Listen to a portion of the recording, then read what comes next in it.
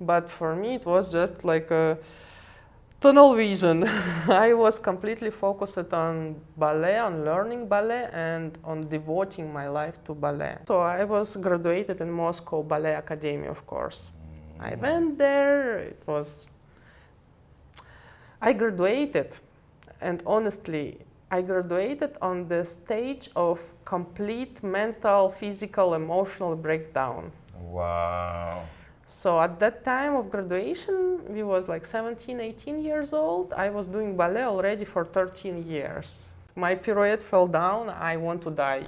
And really at the age of 15, it was like, yes, that's the good reason to die. I'm explaining to the girls who's coming to my classes, we have to play beautiful from upper body, like here's our enlightenment, and we have to work hard from lower body.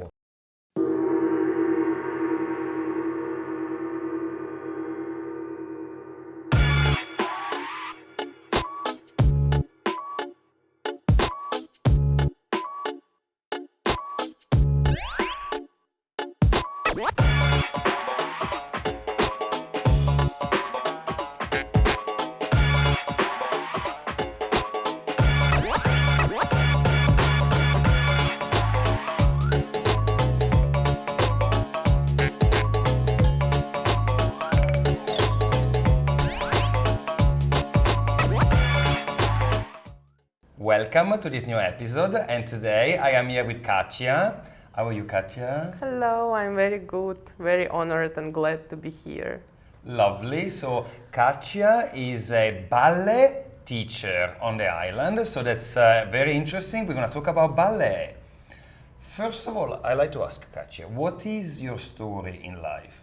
I was born in Russia at the end of Soviet Union existence in a city named Ufa. It's 1,500 kilometers away from Moscow towards Siberia. So I'm not really capital girl, but I'm worldwide girl. And first moment of self-awareness came to me at 3 years old, when I really felt like, okay, here am I, here's my surrounding, my environment, my dad, my mom, okay. And I remember that glimpse of understanding what's going on. And at the age of 4 years old, I watched black and white, long, 3 hours long documentary about Anna Pavlova. Very famous. So, I'm so glad you know that, because I was preparing to explain who is Anna Pavlova. Okay. So yeah, my pleasure to talk with such an educated person. So Anna Pavlova was the person who also sparked my fire about ballet, and her personality, how she approached her art. It was like really big inspiration, but I was 4 years old, and I was just sitting and watching, staring to the TV. At the end of Soviet Union, it was not such a beautiful life in Russia at that times. So in the morning, I said to my parents, I want to do ballet. Guys, please take me there, take me to ballet school. I realized that that's what I want to do. That's what I need to do and what I gonna do. So yeah, they brought me to ballet school.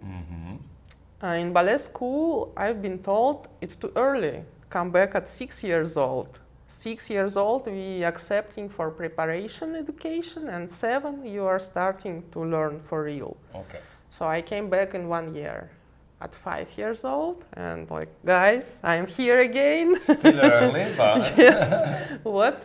And they said like, okay, you can join our preparatory group. And so I was kind of youngest student. And yes, I was diligent, I was stubborn, I didn't have much physical, like it wasn't so easy for me. I needed to work out everything, all lines, all stretching, flexibility, techniques. So the path was really hardcore and tough and rough for me. But for me, it was just like a tunnel vision. I was completely focused on ballet, on learning ballet, and on devoting my life to ballet. At that moment, I felt like I don't need any achievement in my life. I don't need family. I don't want to have husband. I don't want to have kids. All I want to do is ballet. Wow.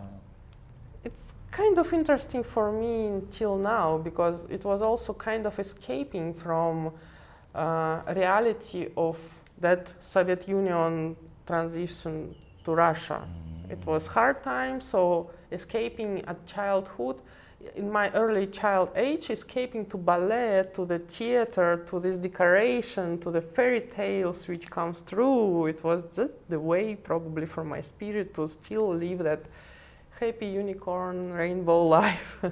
Despite what I was born in Russia, at the end of Soviet Union, all that circumstances comes together. So ballet education was it's another part of my story about how our spirit getting polished to shine bright. But ballet was not easy for me, but still it was the big passion. So at age of 9, I realized there is Moscow. There is capital of my country, there is Bolshoi Theater where I'm supposed to go. And also the main story of Russian ballet, since it began at emperor times, it was always in Moscow. So my small city also had a wonderful ballet school, and Rudolf Nureyev also was born in Ufa, same city, if you know that ballet artist. He's the first male dancer who brought male ballet figure in front of the stage. Usually man was behind the girl, just helping her to turn around, to support, and Rudolf Nureyev was the first man, first dancer, who brought it to the stage. He is the primer, he is the star. And he was the first open gay. So he escaped from Soviet Union. It's like big interesting story of liberation of our spirit, of my nation spirit. So at the age of 10, I realized that I need to go to Moscow. I need to go to the source where ballet was begun for Russia. Yes. So yeah, I applied. I applied in Moscow. I said to parents again, like, guys, they were divorced at that time already. Family was going through its own stuff, adult mature stuff, and I was just informing, like, now I need to go to Moscow, next destination. So yeah, I applied documents. It wasn't so easy again. It wasn't. It's needed to have some connections there. I will cut long story short. So I was graduated in Moscow Ballet Academy, of course. I went there. I graduated, and honestly, I graduated on the stage of complete mental, physical, emotional breakdown. Wow. So at that time of graduation, we was like 17, 18 years old. I was doing ballet already for 13 years. In my life, like every day, discipline, waking up at like 6 a.m., doing my classes, doing regular school lessons, doing homework, do something else and just fell asleep. And it was like really years and years and years. And we have some issues about traditional ballet education method. They wasn't care so much about our soul, about our hearts, about our senses. So it was a lot of harmful moments. So yeah, when I graduated from Moscow Ballet Academy, I declined any offers to go to audition for dance companies. I said like, no guys, no, I had enough. I hate ballet, I hate myself, I hate everything, I want just to die. But it's probably common wound for my generation, for my nation, because it was difficult what I was forced to prove every single day what I'm worthy, and worthy not only to study in Moscow Ballet Academy because it's so fancy, it's like almost Berkeley in the United States, but Berkeley for ballet dancers, yeah? It's like, prove it, you are a piece of shit, prove you are not. And yes, I was guilted and ashamed what I am not the best one and I am the worst one. Like I'm bringing, like I am destroying the company, the team, and it was way of our Soviet Union, ex-Soviet Union teachers to raise us stronger and Tough. better, tough. Yeah, like you are the worst one. You destroy all team. And I was really years sitting and thinking like, wow, I'm so bad. I'm so bad. I don't want to leave. My pirouette fell down. I want to die. And really, at the age of 15, it was like, yes, that's the good reason to die. Wow. So much focus, Ballet drama. concentration, and Yes. like single-mindedness on one and one art only, which is ballet, nothing else. Yes. Fully dedicated all the time, tough love from your teachers, Yes. perfectionism, Absolutely. right? And such a young girl as well, going through it. Why? The country is going through a major transformation, Yeah. your family life at the same time, and you're just dedicating yourself 100% to this art. It's really fascinating, isn't it? Wow. So what happened at 18 when you graduated and you decided not to dance? I didn't sign any employee agreements with any certain company, any specific company. So I was kind of little bit free to go between companies. Like they knew me, I'm from Moscow Ballet Academy. I wasn't just simple girl who came. So I was like, yeah, it's me. Probably since that time it was beginning of becoming me, like known by some people, by community. It was, anyway, it was community. I just wasn't accepting myself so much. So I was going around like internship. I don't need your small salary. I don't need to be obliged to come for the class every morning at 8 a.m. But I'm coming. I want to see what else is possible for me. I was also doing contemporary, jazz, modern. I was also doing Indian classical dance. I was inspired of India, of course. My rebel souls was dreaming about India, about all that freedom life. So I was even learning Kathak, Odissi, Kuchipudi, different style of traditional Indian dances. Because I'm a dancer from my inside of my core, I'm a dancer. So any kind of dance, any kind of movement. And beside that, there is also a small important part of the story. We was always fighting with our extra weight. Even at the age of 14, 15, when it comes to puberty, nobody cares. We was obliged to be less than 50 kilos. Wow. And it was constant fight with yourself, like hating yourself, disorders, and you are just a team of girls. Beautiful in a sense, but really deeply damaged and broken, like we need to lose the weight, we need to lose more. And I was like 47 kilos or 49, like way smaller than I am now, and I was still blamed of being fat. Wow. So at one moment, around 15 years old, me and my girls, we went to the nightclub seeking for something for the pills which can keep us away from food for 3 days. Oh, like amphetamine or something?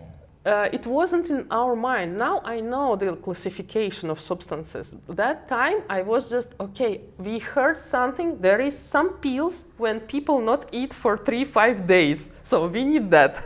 It was no question about getting high. It was only one question, stop to eat for 3-5 days. Very unhealthy though, so unhealthy. So we came to some electronic nightclub in Moscow. It was early 2000s, and of course nobody gave us anything, and it was like normal crowd what we can see in Koh Phangan, these party people, and we was just like 3 15 years old ballet girls like looking for something what we actually don't know, looking for ourselves, for self-acceptance, for self-love. And yes, since that time, we didn't get any drugs, we didn't get any experience. It was just getting to know what's going on, seeing people dancing, and dancing with no structure, with no rules, because ballet, it's like dance with absolutely, completely 100% of rules. And electronic music, It's when you just release yourself. That's what we are doing on Koh Phangan with ecstatic. So of course, at my 15, on that stage of my mental, emotional, and everything break down, when like I'm a piece of shit, I'm a fat cow, I'm everything. Like really, it was talking to ourselves in that words. Now we understand it's some kind of witchcraft against yourself in the mirror.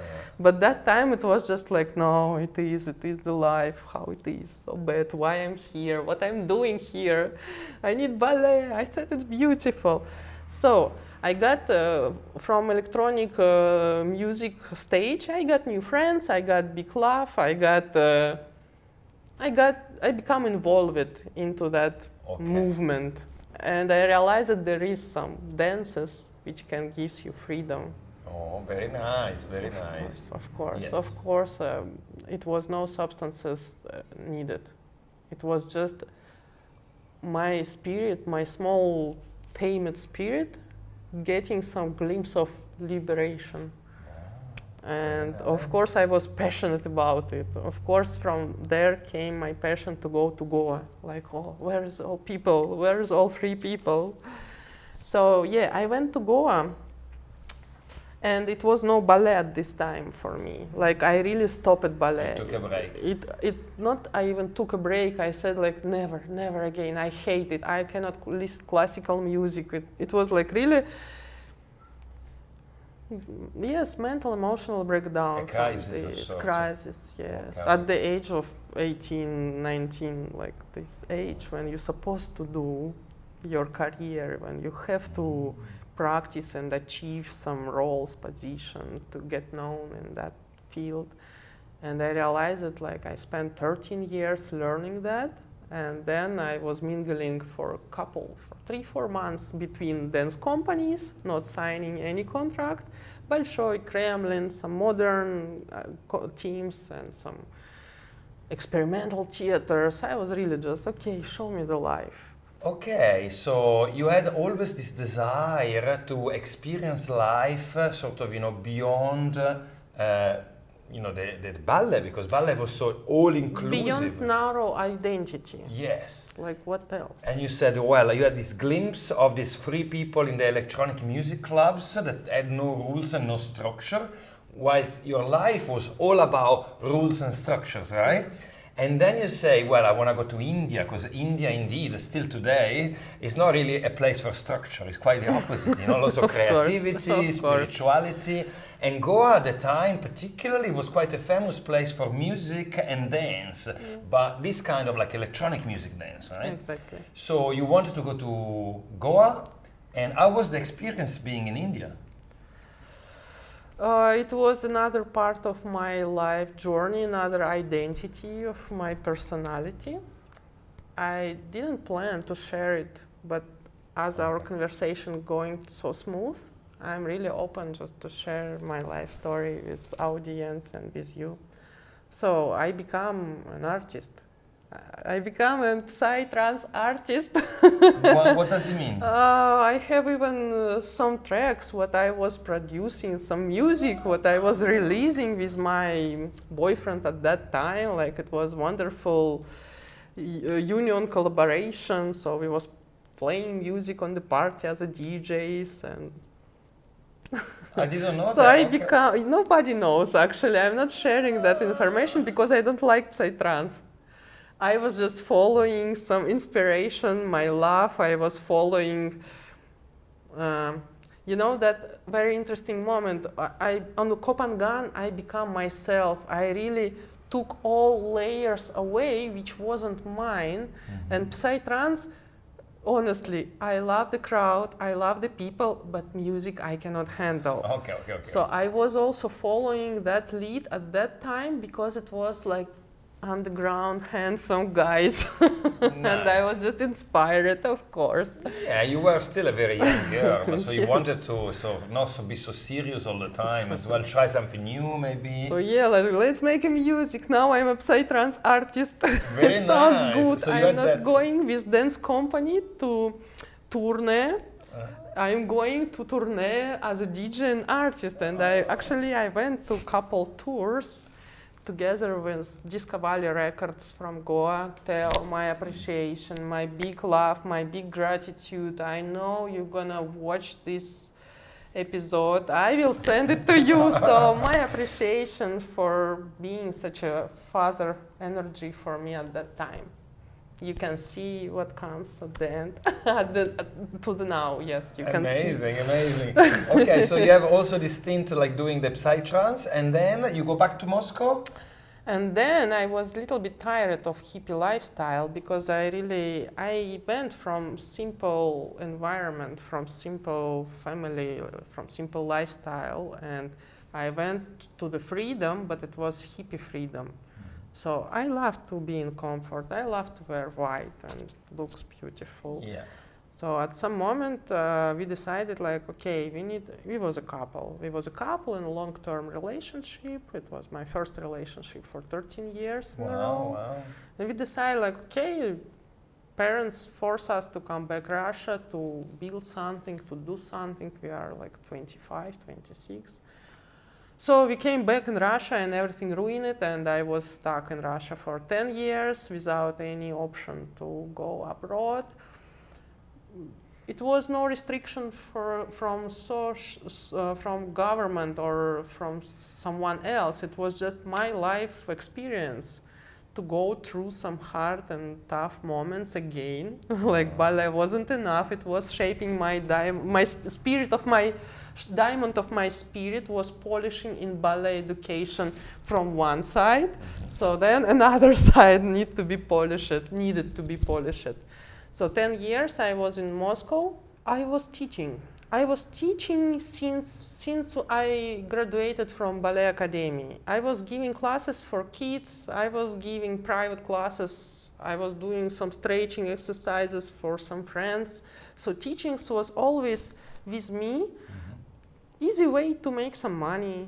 Easy way, just like, it's my profession. It's inside of me. I don't have to prepare. I was like doing it for so many years, so it's just really built inside of my mind. Okay. So in Moscow, that 10 years of stuck, I was also giving classes.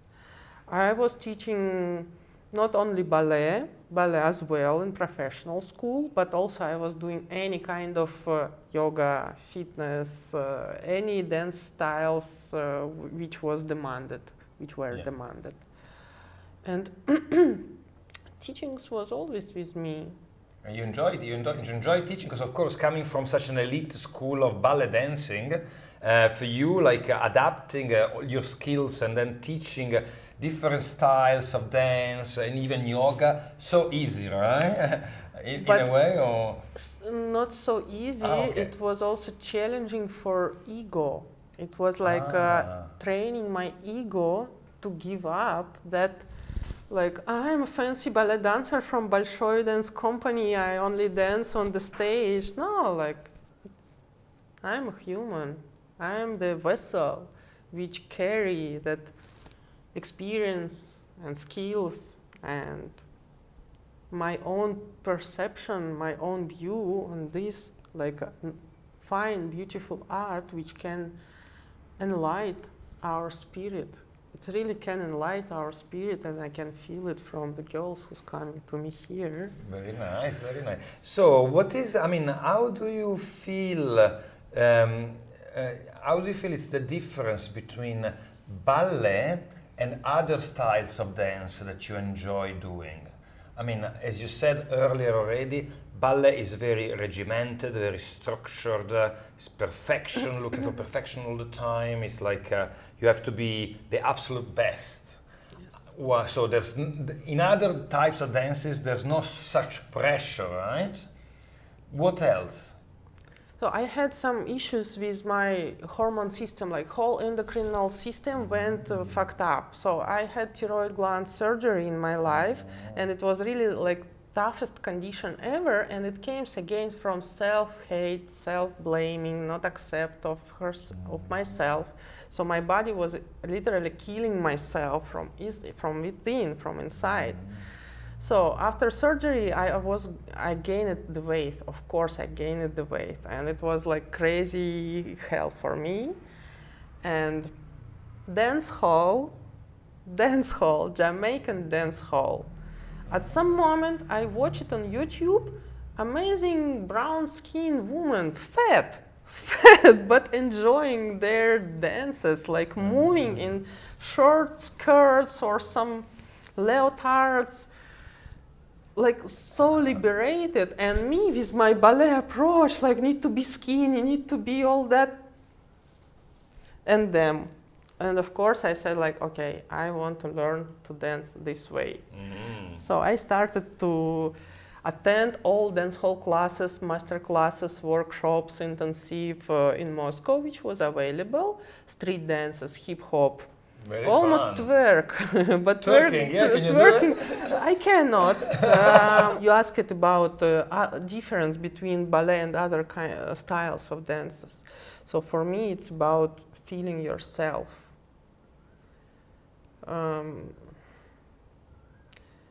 I'm glad what ballet in my structure, and it gives me some kind of interior, my soul interior. But I'm free spirit, I'm free liberated spirit. So I want to move as my energy move.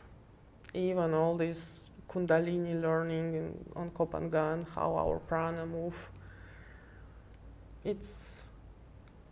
It's way more about being human than ballet dance. Because ballet dancing, when you look at these beautiful, dancers perfectly moving, and I was in London. My parents came to visit me because I used to live in London, and we went to the Royal Opera House, and I had this Russian ballet performance, and it was my first one. Then I had a couple of other shows with ballet, but this one was really proper, yeah. And I loved it. And these girls looked so feminine, looked very beautiful in white, perfectly, jumping, moving with the music. But then I learned that, of course, because of the techniques and the structure, it's quite a masculine way of teaching people to dance, right? Whereas the other types of dancing you're doing are more freestyle, less rules, so more in the feminine spirit of things. Absolutely. Is that right? Absolutely. So the end result of ballet looks very feminine, but the practice is very masculine. Listen, ballet have his own philosophy of movement. And I'd like to give my teachings here from my point of understanding, without pressure from academic program, do this way.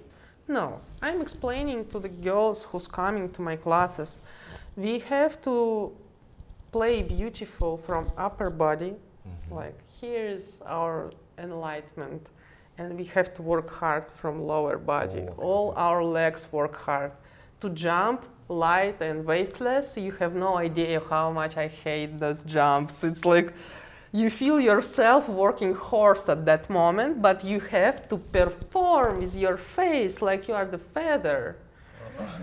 And yes, what's going on with point shoes, it's also very true. It's painful, tough, it's harmful, absolutely tough, absolutely, really absolutely, bad, yeah. yes. So it's kind of still I'm figuring out, even for my current lifestyle, how much I'm performing and how much I am true self, and how much I learned from the performance, how much I integrated performance into my nature.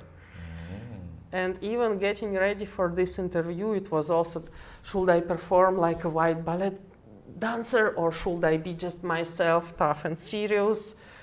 You're tough and serious, yes? I am, of course. Adult Russian woman. Okay, very interesting. Yes, I can see what you're saying. Wow. So tell us about what you're doing here, because of course, you are an international, outward-looking individual, and you could live in different parts of the world. But you decided to come to Koh Phangan. So first of all, why Koh Phangan? And then tell us, what is your teachings here? What are you doing on the island with ballet? Because of higher guidance. Got offered to run ballet school in China for my higher ranking ex-colleague from Bolshoi Dance Company. It's like school of her name, and she cannot go to teach everywhere. Like, Katya, can you? I was like, yes, I can. China, okay, at least I'm moving, I'm going to travel again. Yeah, see something new. Yes.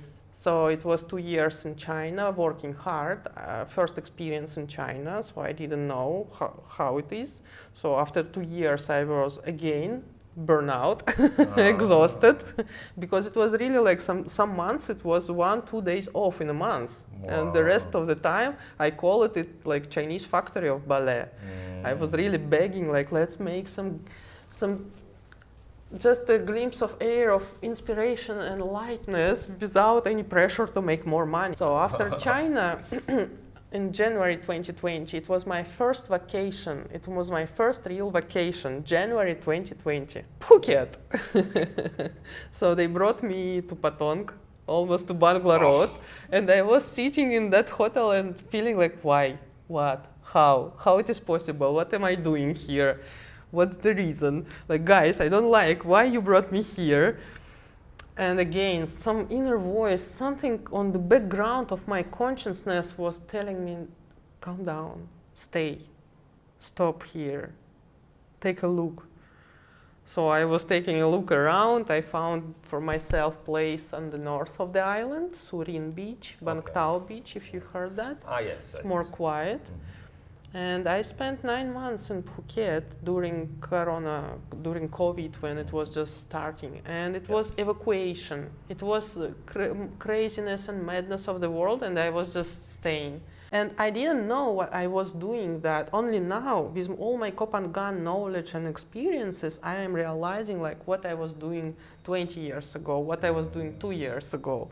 Like, yes, it was my self-healing, self-restoring process. I started to hear the name Koh Phangan.